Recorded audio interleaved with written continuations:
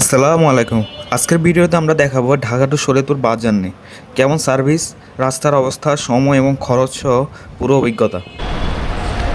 প্রতিদিন সকাল 6টা থেকে রাত 10টা পর্যন্ত যাত্রাবাড়ি থেকে শরীয়তপুর রুটে নিয়মিত বাস ছেড়ে যায়। এই রুটে চলাচল করে শরীয়তপুর পরিবহন, সুপার পরিবহন এবং ফেম পরিবহন। ভাড়ার দিক থেকে শরীয়তপুর পরিবহন 200 থেকে 250 টাকা, সুপার পরিবহন 220 থেকে 270 টাকা এবং ফেম পরিবহন 200 থেকে 240 টাকা। আমরা আজ বেছে নিয়েছি শরীয়তপুর সুপার পরিবহন। সকাল 11টা নাগাদ আমরা পৌঁছে যাই রাজধানীর যাত্রাবাড়ি চৌরাস্তায়। কিছুক্ষণ অপেক্ষার পর আমরা উঠে পড়ি সুপার পরিবহনের একটি বাসে। বাসটির সিটগুলো মোটামুটি আরামদায়ক, হেডরেস্ট থাকলেও কোনো লেগ রেস্ট ছিল না।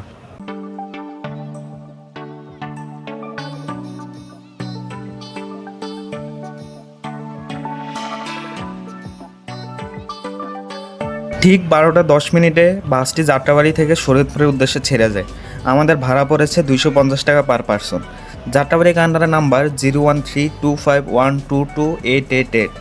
বাসটি ধীরে ধীরে ঢাকার ব্যস্ত এলাকা পেরিয়ে হাইওয়েতে উঠতে থাকে।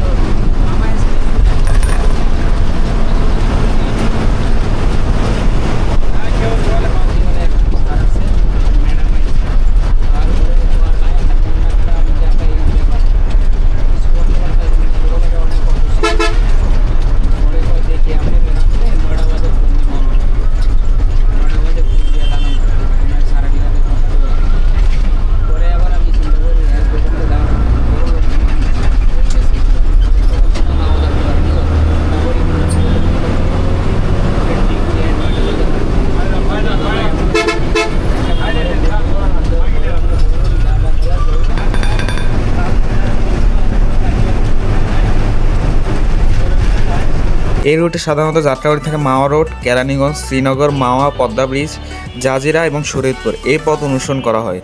রাস্তার অবস্থা বেশ ভালো, বিশেষ করে পদ্মা ব্রিজ হওয়ার পর এই রুটে যাত্রা অনেক দ্রুত এবং আরামদায়ক হয়েছে। প্রায় 12টা 50 মিনিট নাগাদ আমরা পৌঁছে যাই পদ্মা ব্রিজ টোল প্লাজায়। এখানে বাসটির জন্য প্রায় 2000 টাকার টোল পরিশোধ করা হয়। এরপর আমরা উঠে যাই বাংলাদেশের গর্ব পদ্মা ব্রিজে। পদ্মা সেতু দেশের সবচেয়ে বড় সেতু, যার দৈর্ঘ্য 6.15 কিলোমিটার। এই সেতুটি দক্ষিণ পশ্চিমাঞ্চলের সাথে ঢাকার সরাসরি সংযোগ তৈরি করেছে, ফলে সময় এবং খরচ দুটোই অনেক কমে গেছে।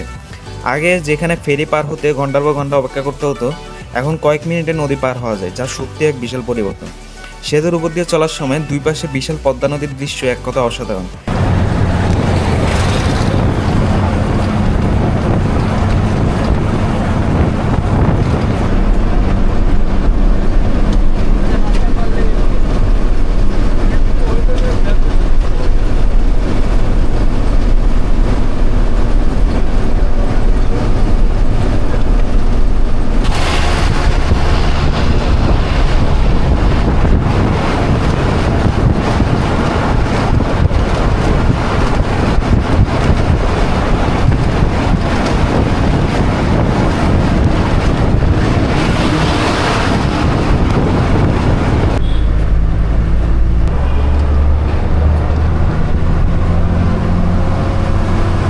এরপর বাসটি জাজিরা, নড়িয়া, বেদারগঞ্জ এলাকা অতিক্রম করে শরীয়তপুরের দিকে এগিয়ে যেতে থাকে।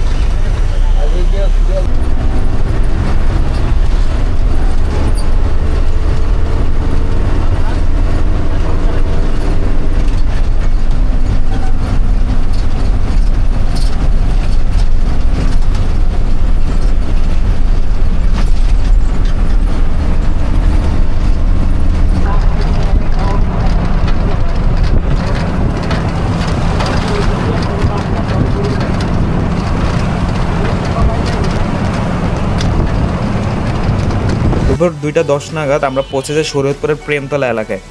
এভাবে শেষে আমাদের Dhaka to Shariatpur bus journey. এই যাত্রা ছিল আরামদায়ক, সময় সাশ্রয়ী এবং পদ্মা ব্রিজের কারণে অনেক সহজ।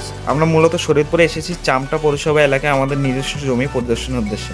এর ভিডিও এই বন্ধুতে পরবর্তী ভিডিও দেখবো Shariatpur to Dhaka return journey. আল্লাহ হাফেজ।